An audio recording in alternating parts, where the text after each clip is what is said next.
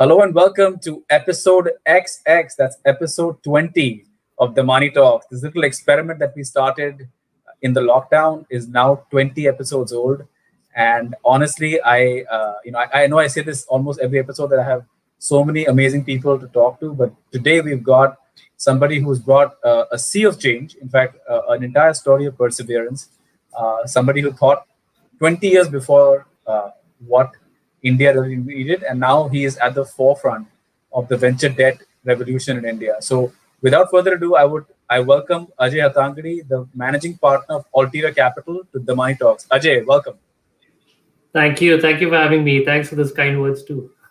So, Ajay, I think I don't know where to start, but I'm going to start maybe with just talking about your journey. Right, you graduated from University of Buffalo and did your MBA in financial institutions and markets.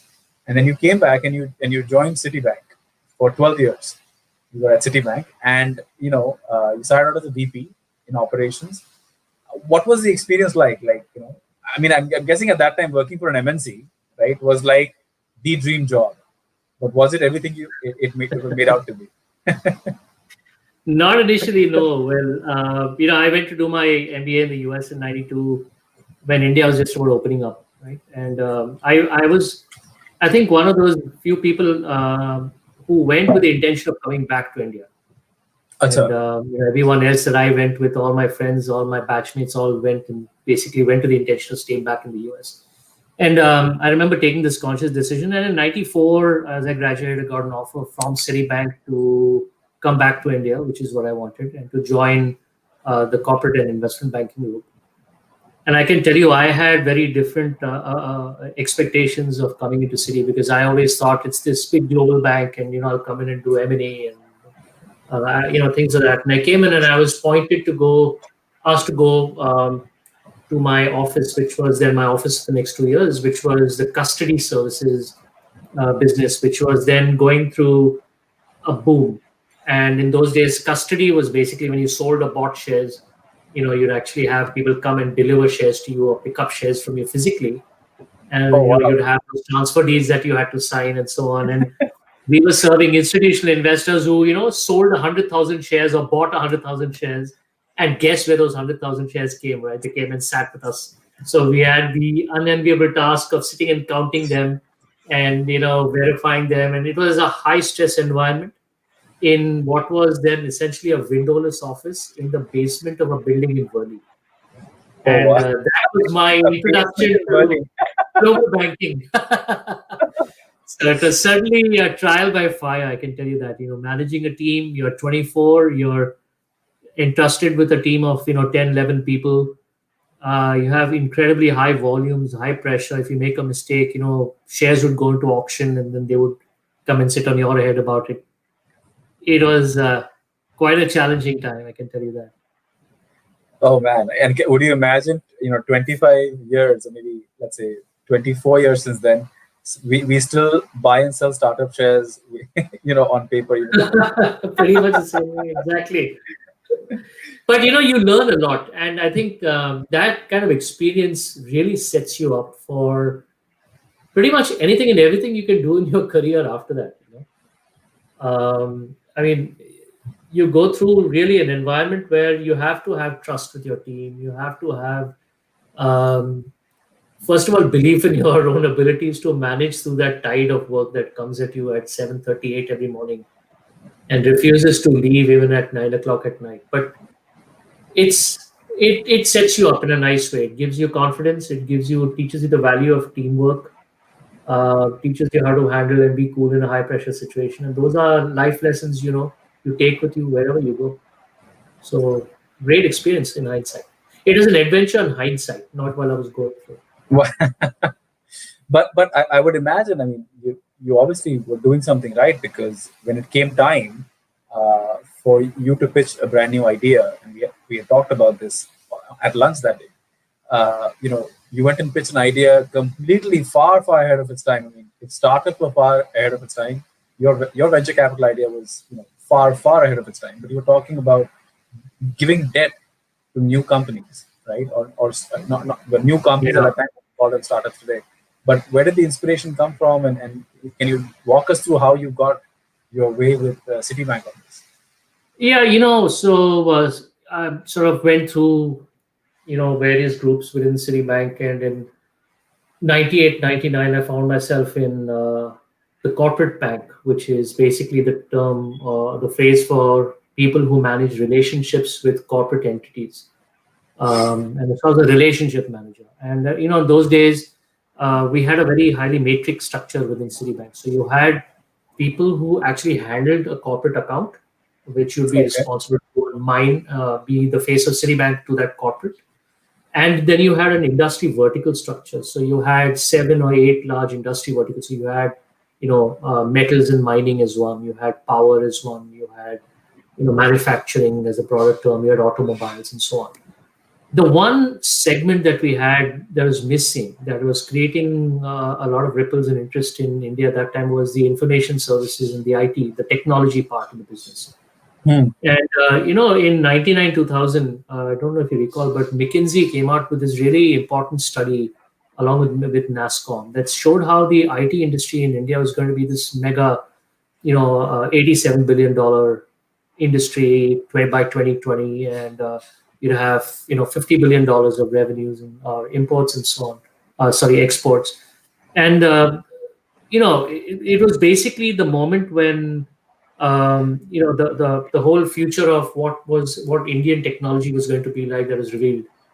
And Citibank sort of took a look and said, look, we don't really understand how to look at software companies, right? Citi was very good at understanding how do you underwrite, how do you understand the credit risk in companies that, made steel True. or made automobiles, right? And what kinds of products and services a bank you could offer those companies. But software was really an unknown industry. And so they decided to constitute this 8th vertical, which was called the technology vertical. And they decided to give the junior most guy on the floor, which was me, responsibility for that because nobody else wanted it. And it was this really small, tiny, unknown industry, right? And yeah, I loved it. And it was great because I naturally sort of gravitated towards technology. And the next, year or two of my life was some of the most interesting times because I got to meet some of the large startups, large corporates. So I went into an Infosys, I went into meet a Wipro and so on. And then you came out and you went and met a startup. And remember, 99, 2000, startups were big, right, at that point. And I got to see really tiny startups and really large companies in the same day. And a lot of startups at that time were talking about, how there's a slowdown coming in. Investors are beginning to take their foot off the pedal. And, this whole bust was about to happen, if you remember the whole, Yep. dot-com bust. And so a lot of startups, basically, as I went to meet with them, said, look, is there a way that Citibank can provide us with some financing in the interim because we think VCs are going to come back in a year. Give it a year, give it 12 months, 18 months. And my first reaction was that doesn't work. But I kind of decided to research it a little. And I came upon this very interesting idea called venture debt by a bank called Silicon Valley Bank. And I saw the model, I remember, and I said, wow, this is incredible how a bank can build an entire its entire business around startups, being the beacon for startups to say, when you wake up with a business idea on your mind on a given Tuesday morning, we should be the first port of stop for you because we're the bank that can introduce you to the club of venture capital and what it means to be a startup. Right. And I thought that was phenomenal, but I didn't quite understand the basis for how they evaluated startups. That was completely unknown and it's like a black box to me. But I kept sort of, plugging away at it saying, how do you really evaluate this? And I remember this one fine August. So August 20th, 2000, 3:30 in the afternoon, and I can tell you precisely that point. I came across this presentation by an Israeli venture debt fund called Plenus Technology Ventures. And it happened to come to me quite by accident. And I came upon this presentation and it said, venture debt for emerging Israeli companies. And I said, wow, this is it. This is what I've been looking for. This is how you do venture debt. And that presentation talked about how venture debt is looked at, how it's evaluated, how do you underwrite. And that was my kind of aha moment. And I came back to my wife that evening and I said, one day I'm going to do this venture debt thing. So I joke with her now that, people use epiphany moments in life to solve diseases, right? Cures for diseases. I found my epiphany to find a financing product. How shallow is that? So, that gave me an incredible sort of a bolt, right? And the first thing I did is I put together a concept paper within the group, and I took it up to my corporate bank head, and I said, look, this is what we should do. This is how we should do this business. And he said, okay, interesting. And it went up and it went up. And finally, it went to the credit head and the CEO of Citi, who said, look, it's a bad idea because we've never done venture debt. And, this is, in fact, I was taken to the side and said, don't ruin your banking career by proposing harebrained ideas like this. What kind of a bank would lend money to a startup, right? I mean, what bank in your right mind would do that? In hindsight, it was a good thing I got rejected then, because then the bottom fell out of the market, right? And if we had done deals then, it would have been disaster. And so fast forward now from 2000 to 2004, and I moved on. My stint in the IT, industry as a vertical head was good because we developed a whole bunch of other financing programs. We did a whole bunch of leasing. In fact, even we did some software leasing programs, which was never heard of before that. So that was interesting. In 2002, I got moved to the auto industry to take over the auto industry as the auto industry head for India. But this idea of venture debt still remained with me. And this is the back of my mind. Right? In 2004, I saw these headlines one fine day in a newspaper that said Warburg Pincus is to relocate their Asia headquarters from Singapore to India, because India was then expected to be the next sort of,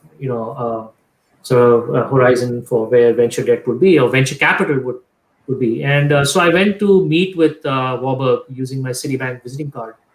And I said, look, there's a guy called Pulak there who's now running very successfully another fund. And I said, look, is there a company that you would like for me to look at if I could do debt, venture debt? And these are broadly the terms I think I could do them for. He said, absolutely. In fact, there's many other companies that we would like to do. And so that gave me the idea that at some point in time, venture debt was going to be big, especially venture capital in India was expected to grow. And so then I went back. This was May of 2004. Okay. And look, you've got to understand, I was then doing well in Citi. I was the auto industry head. Things were going well. And I had this, experience from 2000 where I was basically told very unceremoniously that I was ruining my career in Citi by proposing things like venture debt. So I was really in this moment where I was uncertain. How do I do this? And do I really want to expose myself and go and make this a big deal again in the bank? And I said, let me educate myself, right, before I go and open my mouth. So between May and about August, I reached out to over 100 people in the Valley and saying, look, you don't know me, but would you mind spending a half an hour with me to explain what venture debt is? And I have an idea that we should look at doing it in India.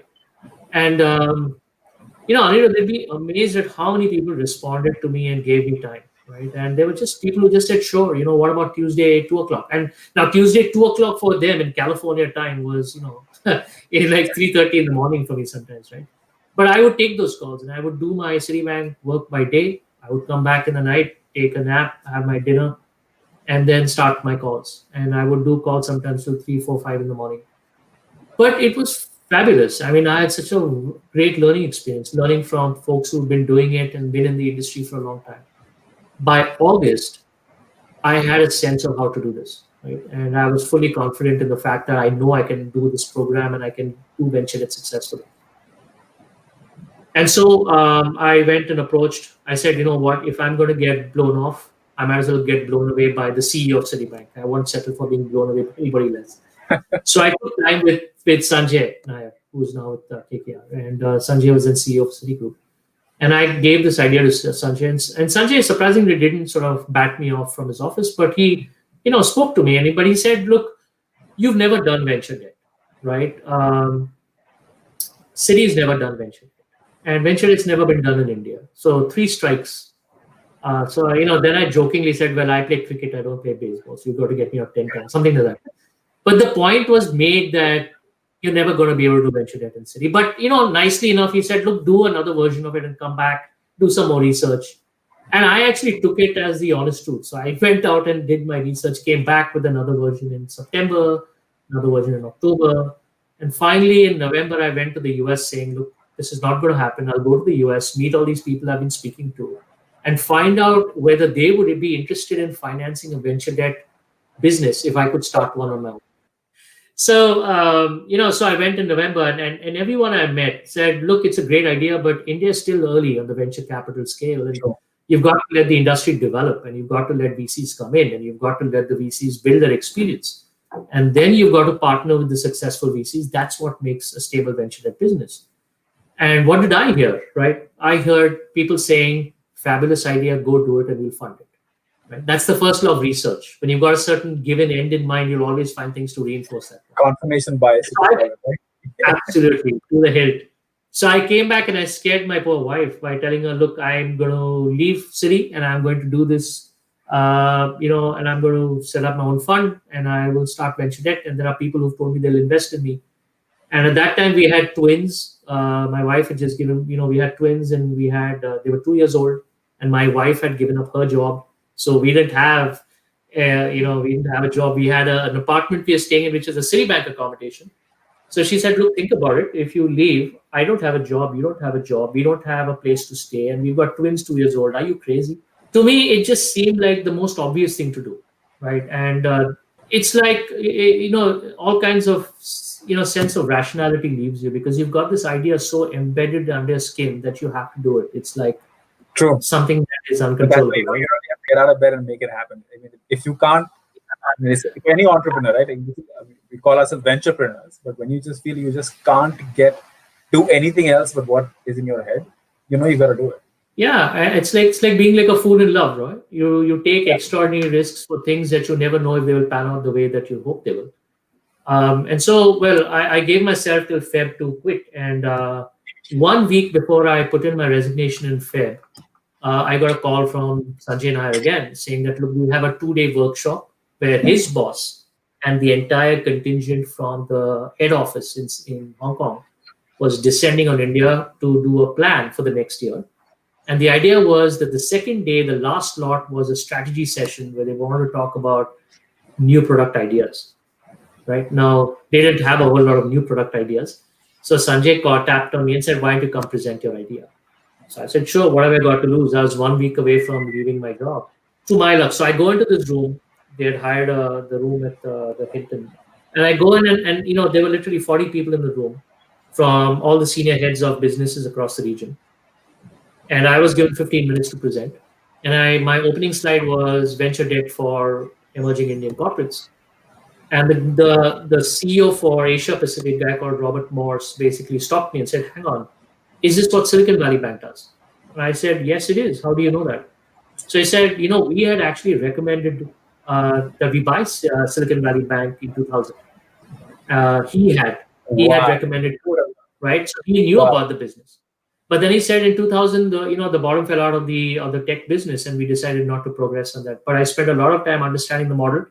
I think it's a great model, and I think if you want to do it, you should absolutely do it.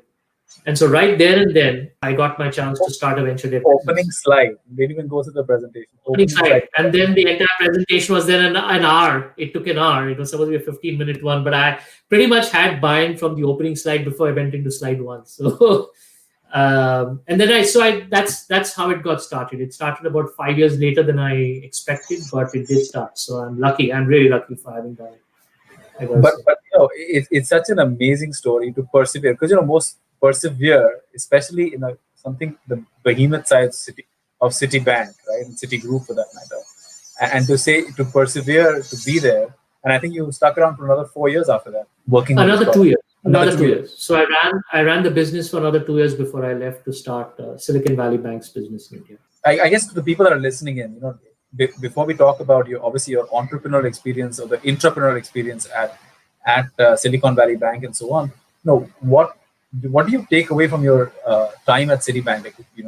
And how has that helped you in your current job role as a venturepreneur? I think one of the things that a bank like Citi does is instill discipline, and it instills process. And I think that's very important, because if you don't adhere to a process, you tend to get spread out too quickly, too easily, without guide rails, And I think that's one thing that I think I certainly picked up from Citi. The other is, I think Citi does a great job of placing a lot of responsibility on people very early in their careers, right? I mean, I was, for example, when I started, I was 24. I was given this team of like a 10 people, 10, 11 member team, and I was literally thrown into the deep end of the pool at a time when volumes are going through the roof. I cannot imagine any other bank kind of giving you that level of entrusting you that level of responsibility and Yeah. authority. And I mean, to think that, I mean, coming back to the whole venture debt approval, right? I mean, look, I would never have in a million years been able to get this approved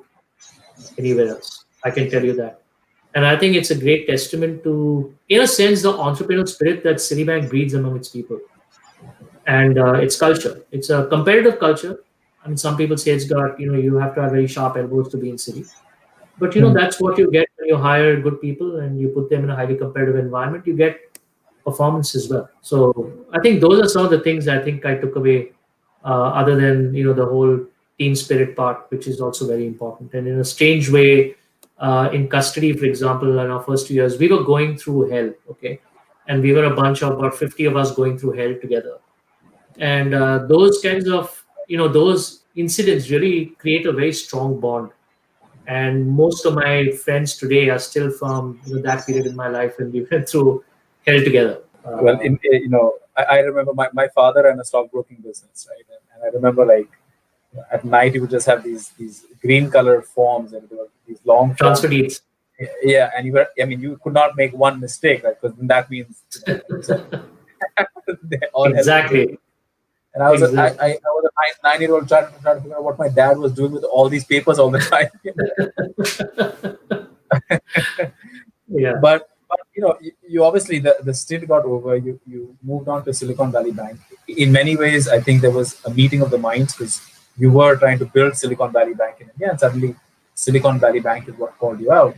So how did that happen? Starting out Silicon Valley Bank, what was the thought over there? And I believe that then turned Yeah. into. No, so yeah, and so when I was at Citi running the venture debt program, right? There's one thing I was very clear about, that this was not something that Citi was good at, to take this kind of risk. While they did give me the approval and they were very supportive of me in the initial few years, I mean, my concern was more about the fact that the approvals really stemmed from having Sanjay Nair and Robert Morse on my side, right? And they were batting for me, they supported me, and that's the reason I had the program. But I was concerned about the day that they decide to move and what it would mean for me and my future running venture debt. Absolutely. And I decided that if I really believed in the future of this business, then I needed to, irrespective of how comfortable life was for me then, to take the step of either going out and going back to plan A, which was to do my own fund, or in the absence of that, join hands with someone who really understood this business. And to me, Silicon Valley Bank was the best partner I could think of, because they are the 800-pound gorilla of this business. Okay.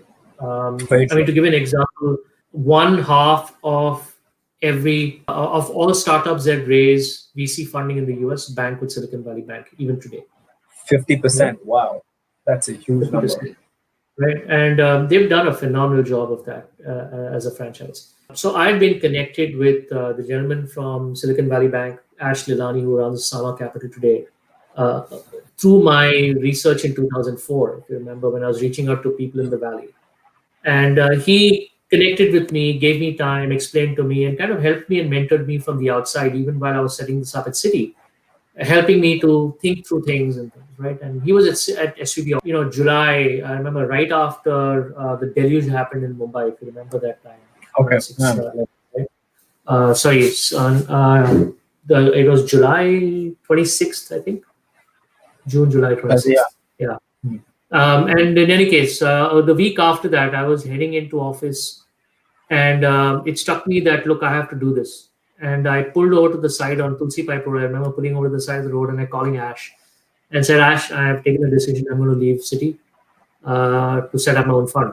So he said, wait, have you thought through it? And I said, well, not beyond the point, but I think that this is what I need to do to make the next transition into having control over this asset class and running this forward. And this was on a Friday. So he said, look, give me time till Monday. Don't have you told your wife about it? And I said, no, I haven't. He said, well, then don't tell her. My advice, think about it. We'll talk on Monday before you give her another shock. And so Monday he calls me back and said, "What have you thought?" And I said, "Well, I'm going to leave Citi." He said, "Do you have another offer to do something?" I said, "No, I don't. I'm just going to leave Citi and then think about how I want to start my own fund." He said, "See, I've got an idea for you. Silicon Valley Bank has not so far invested outside the US. We didn't actually have plans to do venture debt in India. So if you want to take a chance, why don't you come and join us? And then you work with me to get to a point where we would be able to present to the board of the bank at their strategy offsite in May the following year. And if Silicon Valley Bank agrees to start an India business, then you can help us start that business. Perfect. Yeah. And if SV doesn't give you the approval, then you can go your own way, and you've not lost anything for that time." So I said that makes sense. So I left and joined Silicon Valley Bank in November of 2006 with the idea of presenting to the board in May 2007. And I shuttled between here and the Valley, writing the business plan up and doing the notes and stuff. And fortunately for me, in May of 2007, Silicon Valley Bank agreed to start an India business. And they kind of entrusted me with $50 million to start the business with, which was a huge leap of faith, right? Because they didn't know me. They knew Ash, of course. And Ash kind of stepped up for me and said, "Look, we'll do this together." So I had, the ability to then start my own fund, which is then the NBFC, which is then called SVB India Finance, which I then subsequently started in 2007, 2008, with capital of 50 million as kind of the first business that was dedicated for venture debt in the country, which, as you said, then we did a buyout of that business in 2015 and changed the name to Innovent Capital. And what was the first deal? Do you remember the first deal that you did as? So in SVB, my first deal was a company called Prism Payments, which was then subsequent Prism Payments, Sequoia funded company that was then subsequently acquired by Hitachi. Interestingly, for me, the founder team of that company was a team that I had known from my technology head days in 2000 when they were running NCR machines, the ATM machine. And I remember getting into very, very involved conversations with Loney, who's the CEO at that time, about why he should take ATMs and build a leasing model on top of on ATMs, right? And this is when he was at NCR. And saying that, we'll finance the leases, you build the equipment or you build the ATMs, lease them out to banks, and we'll underwrite the leases and we'll finance the leases. And interestingly, that model is what was at the heart of Prism Payments when Prism Payments was created. So I'm not saying I gave him the idea. I'm just saying Tony is listening to it. He owes me a little bit of royalty for that. Sometimes I have fleeting thoughts. Suddenly the entrepreneur just, suddenly, it's an idea, the execution completely on him. But I'm just saying. I think ideas. I just want to say the ideas are plenty, and what I was proposing at that point when I was in Citi was not very new. But it took the team at Prism. It took them immense amount of patience, time, and effort to get the model working and execute. Right. So 100 on 85 for them to have taken the model to where it went. But the interesting thing on that also is that when Silicon Valley Bank in the US is as powerful or as deeply entrenched is because it's also a bank. It's where startups can actually deposit checks, right? And they operate as a bank, and then obviously then looking at your cash flows, they also give you money, right, and lend out money to you. Right. When I started this in the US in 2009, I didn't go to SVB, but I went to Bank of America. And it took them literally 48 hours from the time I opened my business banking account to give me a line of credit. Now, Ajay, I've been in India for 10 years, and I may not be a very big guy, but I'm maybe a decently known guy. The bank won't give me a credit card today if I don't give them a 5 lakh rupee fixed deposit. I don't get a 5 lakh rupee credit line, right? Which is what the case is today. So 2008, I could imagine was completely different, and you weren't really operating a full scale bank. So did you have any plans like at some point, this was going to open up and I was going to really become a full scale bank, or was the idea to remain as an NBFC? No, the whole idea from the very first time I looked at this Silicon Valley Bank model, if you remember in 2000 when I first described that to you, it was always about how do you create an entire banking approach to banking startups, right? It's not just about lending money. It's about what else can you do to help support startups. And True. so my, the blueprint that I presented to Silicon Valley Bank's board in May of 2007 was not about just creating a lending business in India. It was actually creating a lending business as a way to begin to understand the market, to build the brand, to build the engagement with the regulators, to build the track record with the investors. And then, as the banking regulations in India, which was still then relatively closed, when that environment opened up, the plan was to then put in an application for a full bank license, right? And eventually then become a Silicon Valley Bank in India. We actually did that. And we did that. I applied for a banking license on behalf of Silicon Valley Bank in 2009, which was subsequently rejected after 2 years because of various, how should I say, US India reciprocity issues. Right? I see. So if the US regulator does not give Indian banks licenses to operate freely in the US, then then why should the RBI be expected to give American banks license in India? I mean, it's a point of view, certainly, right? So the point, though, however, was that we were always planning to be a full bank franchise here across the board. That was always the intention. I'm surprised that 15 years, 20 years after people must have seen Silicon Valley Bank, Indian banks still, in my opinion, do not really support entrepreneurs the way they're supposed to. I mean, I can give it's a very recent example. To change an email address just to where my statements are supposed to go, I had to send a guy to the bank with a 2-page form to say change this email address from here to here. I won't name the bank because we're all on a live show, but probably the guy was sent back saying send the guy whose email address has to be changed with his Aadhaar card to prove that this form was submitted on his behalf to change his email address. I was like, I don't know which world are you living in, right? But do you see, Yeah. and this is a little bit off topic, that there could be space for now a proper bank to come in, right? Because I don't think startups today are getting served well by the bank. Yeah, I think it's a little bit of a difficult proposition to start a bank afresh now. Also because there's lots of inefficiencies in the way that the capital structures are built, right? I mean, you have your cash reserve requirements, you have your priority sector loan targets, you have your SLR ratios to maintain, and literally for every 100 rupees that you have, you've got about 30 or 35 rupees locked up in various kinds of requirements of this nature. And then you've got to somehow make money on the balance 65 rupees to get you your ROE and ROCE to be a viable business. So there are challenges in how you can set up banks, in my opinion, today. And it's been a while since I've looked at the regulations more carefully. But I think there's some interesting things that are happening today on the fintech side that allow you to cobble together through partnerships and alliances a way to kind of simulate that in some ways. And ultimately, what are you getting to? You're getting to a set of products, services, offerings across a spectrum of requirements or needs, which then help a startup in various things, whether it's fundraising, whether it's liquidity management, whether it's in business development, right? So fundraising, so on. I think as long as you can provide different parts of that through an alliance, I think you can achieve similar kinds of outcomes.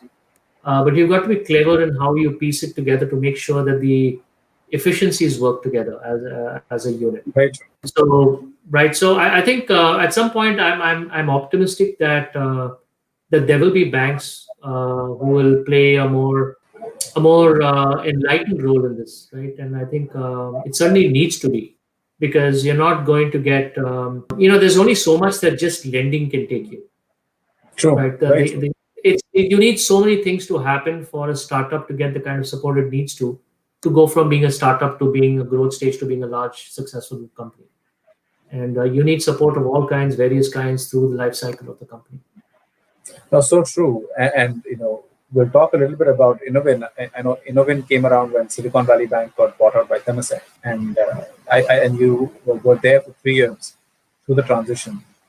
In fact, when I came in, I had heard of Silicon Valley Bank, and interesting enough, I had a few friends from school working with you at the time, and they would rave about you. And I've heard so many great things about the amazing culture that existed at Silicon Valley Bank, which you've obviously taken forward and brought it over to Alteria.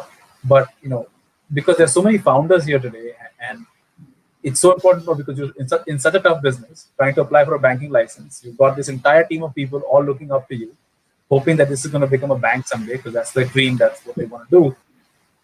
And you got to maintain awesome culture while you deal with the full brunt of India's, red tapeism and all the other issues that exist.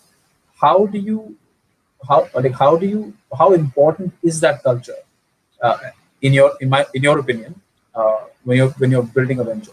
Absolutely critical. Number one thing that you can do in your firm is to build culture, because as the saying goes, culture eats strategy for breakfast, right? So you can have all the best laid plans, but if you don't have the right culture and the right team, there's nothing that you can achieve.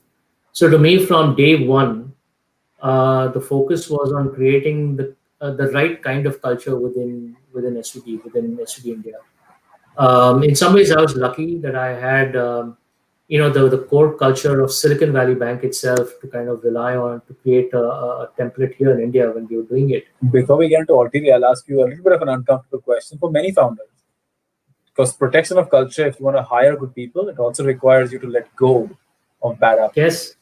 Right? Yes. And maybe you could tell us, because in 15 years, I'm sure you had to let people go.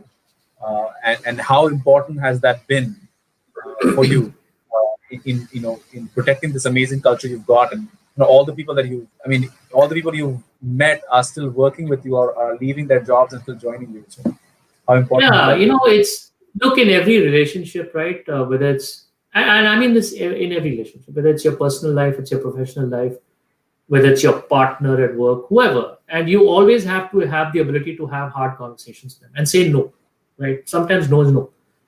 And the strength of a relationship is actually how much you can have an honest conversation and not just the sweet, gentle conversations, right? And when somebody is not performing in your unit, sometimes it's just about the fact that they're interested in something else that they're not built for, or they're not built for what they're doing. They're built for something else, right? And I think it's important to understand, what is this person dealing with that makes that person not effective at what their work is. And sometimes it's saying, look, why are you here? Why are you in a lending job? And I can tell you, people have left this and done, other things. They've done, they've done more creative stuff.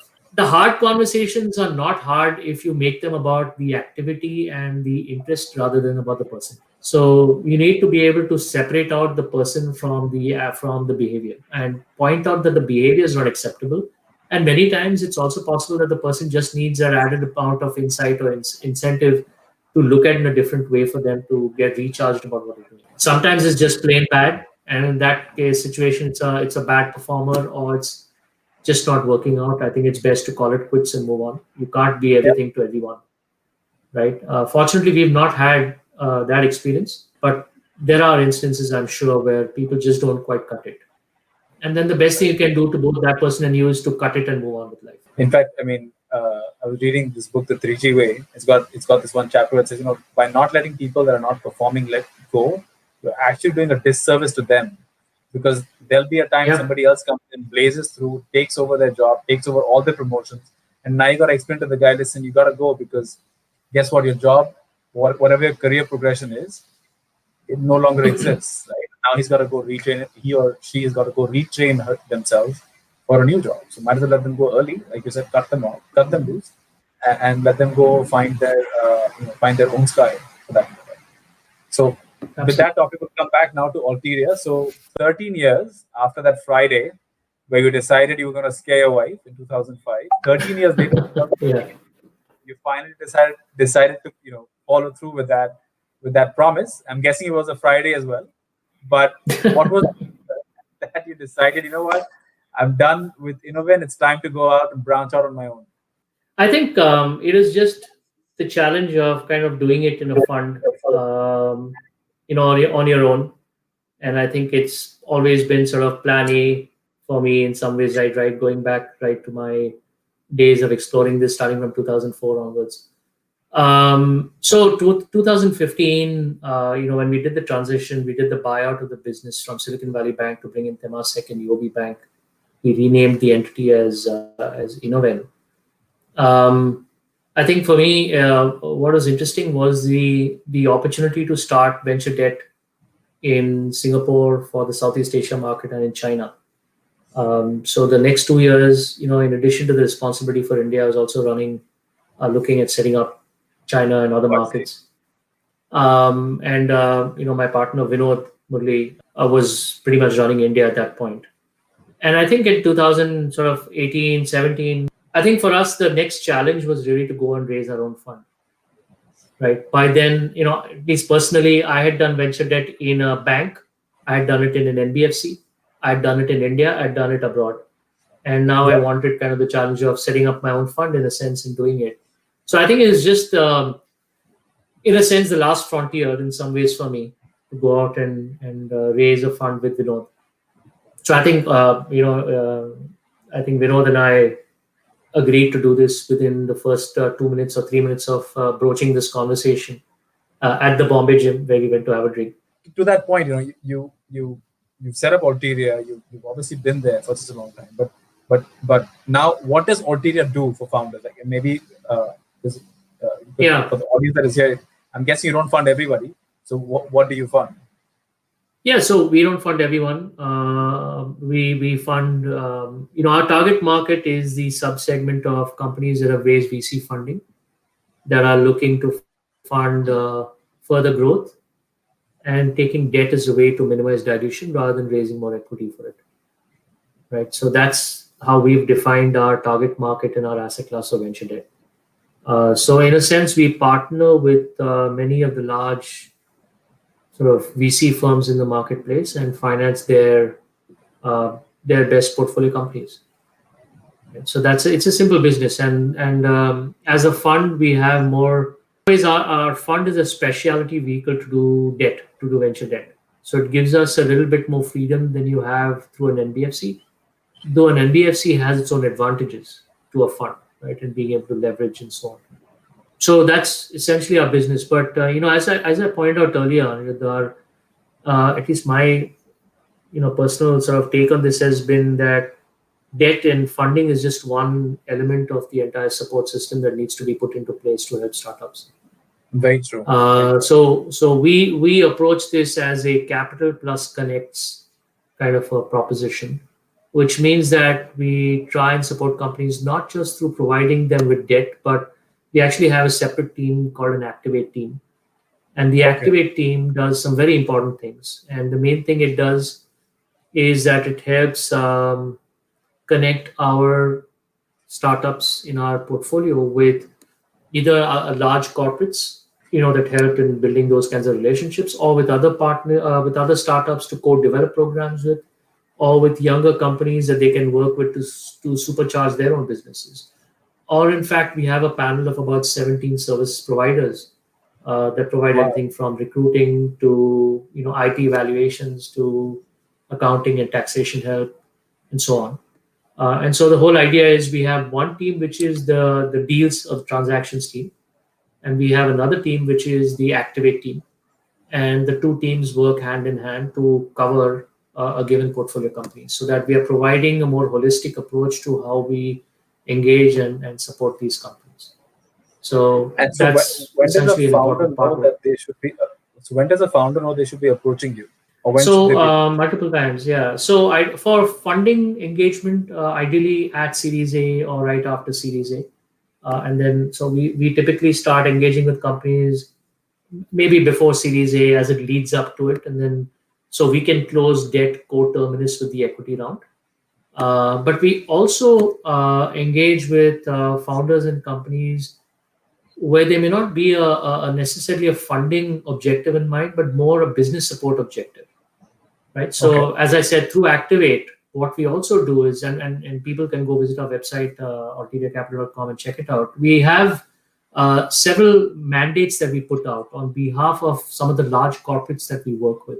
So companies like Crystal or Marico and so on, who we work with to find and connect them with interesting startups in the ecosystem, right? And a lot of corporates like this basically want to engage with startups as a way to supercharge their own innovations and their own business, developments and so on. And a lot of corporates understand that they need to do this, but they don't quite know how to do this. I And see. so we work with many of these corporates to help translate those mandates at a strategy level down into actionable connections with the kinds of startups that can provide that value, right? That's And a lot of so heavy some of lifting. these mandates, yeah, I That, mean, look, we have technology now to help us with a lot of this, right? So we leverage that to the best we can. So, like I said, we do have many of those mandates put up on our website. So, companies that have, startups that want to look at those mandates and apply for them can go to our website and apply. And there's a Google, a Google sheet that comes up, and you can put in your details there. So I would say that we welcome engagement with startups of all types, whether they are VC funded or whether they're pre-VC funded. With the VC funded, obviously, there is the added element of being able to do debt financing for them. For pre-VC companies, debt is perhaps not recommended because it can improve or increase the odds of getting hit if you take debt on top of everything else that you're doing as a startup.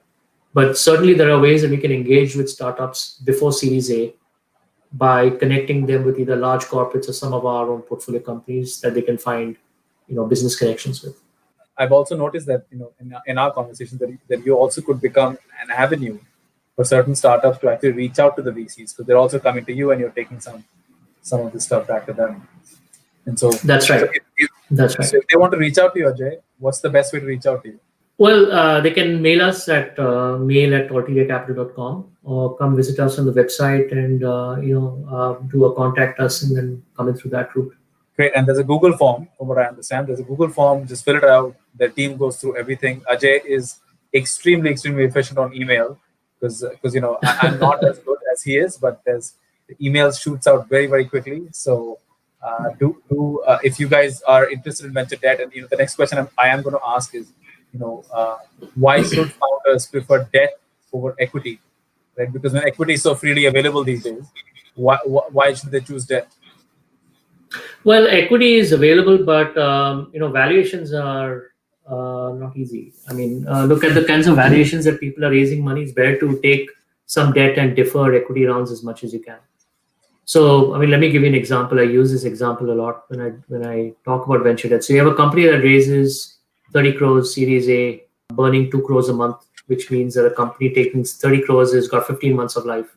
The whole idea of the company is to take those 30 crores, take the 15 months of life it has, and to hit some milestones along the way, which then help it to raise a Series B at a much better valuation.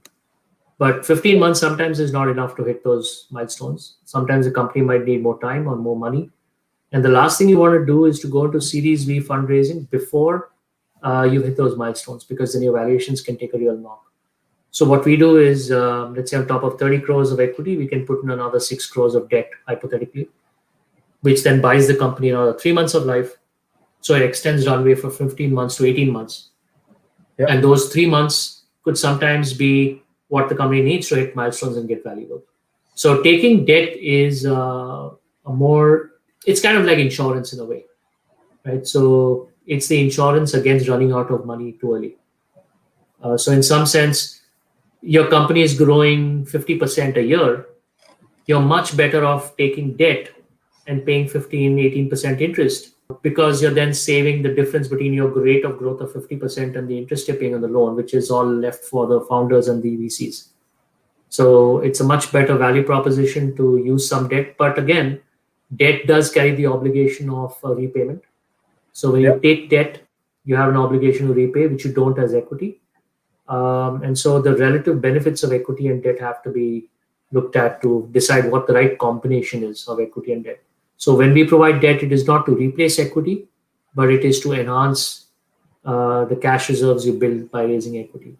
But with that, I think there are so many more topics, but I think we're already over an hour, so I'm going to take you to rapid fire very quickly. So good. First question.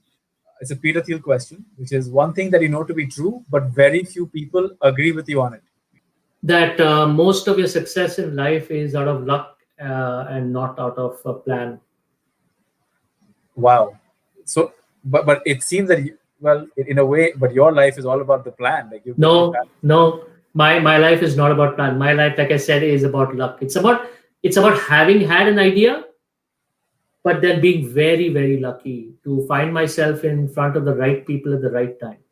Okay, so that's why I said when I said it earlier, I'm luckier than I'm smarter, and that's the way it is in Well, my life. some people would say luck is preparation and perseverance meeting with opportunity, which So you were Which prepared. You is were. serendipity, which I agree. Yeah. It's serendipity. It's not luck, it's serendipity, and I grant you that. But to me, I think a lot about starting from, not to get too philosophical about this, but it's starting from where you're born, right? You're Yeah. born. I mean, I'm lucky to have been born where I am. I could have been born in so many other circumstances which wouldn't have even given me an education.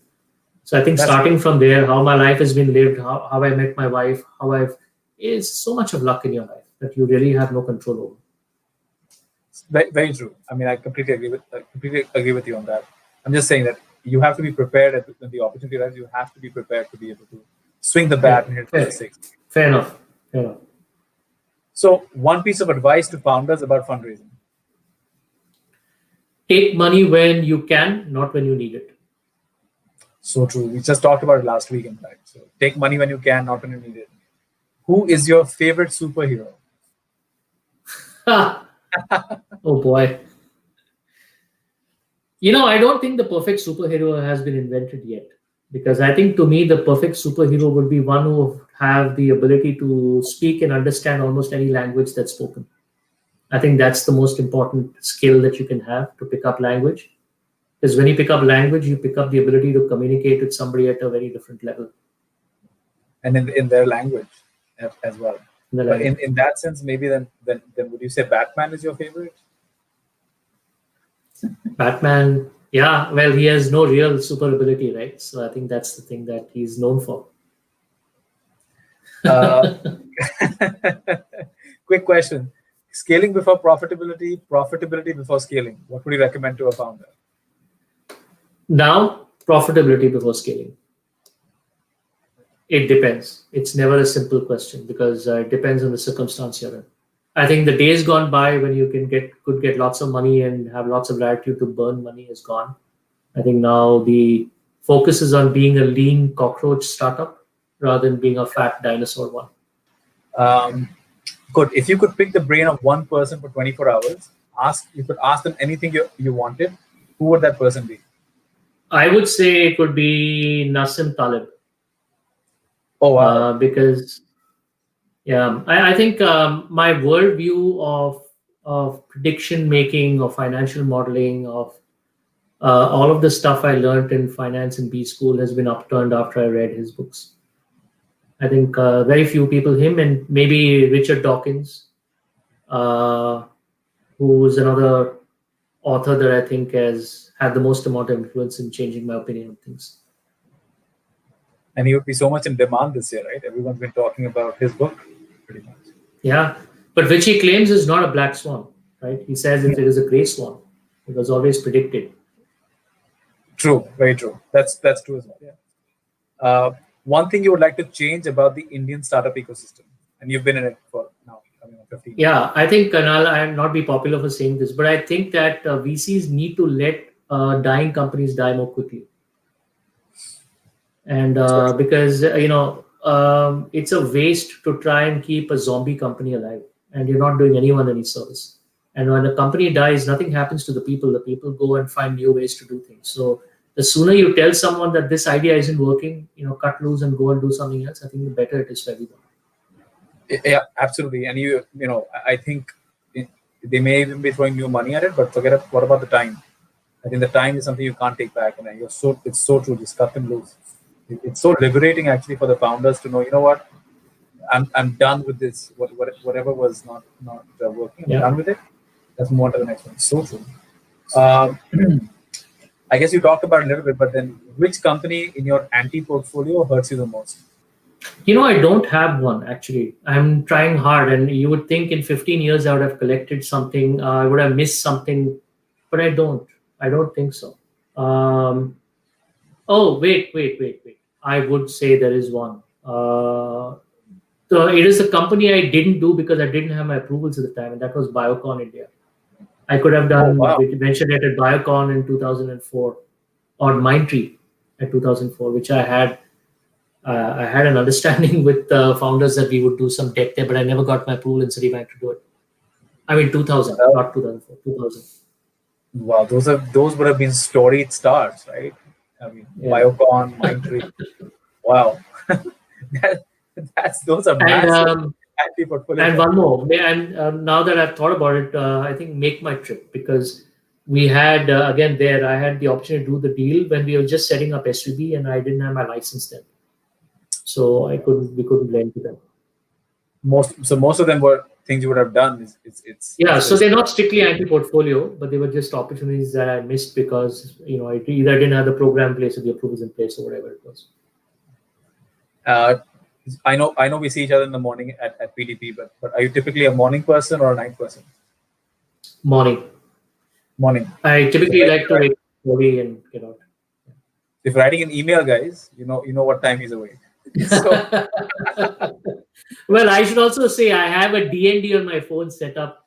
I don't look at messages or mails before 9 a.m. and nothing after 9 p.m. Typically, I put my phone on DND mode. So I'm so glad we have you for tonight, though. We've got 2 more questions and we're done. And I know you're a very avid reader, so I'm actually going to ask you a couple of these now. 3 books you would recommend to any founder starting out, or whether they're already doing this. 3 books they should have read or should read. So I'll say this. I think so. I think I alluded to this when I said Black Swan. And in fact, I would say that entire series of his books, Fooled by Randomness and so on, the entire series up to Skin in the Game. I think Skin in the Game particularly is useful for people to understand how they take risks, and more honest risks with higher integrity when you have skin in the game. So I put that as one. I would put I put Malcolm Gladwell, and in fact any of his books there, maybe Outliers. Blink. I think Blink is such a very important one. Yeah, all of them.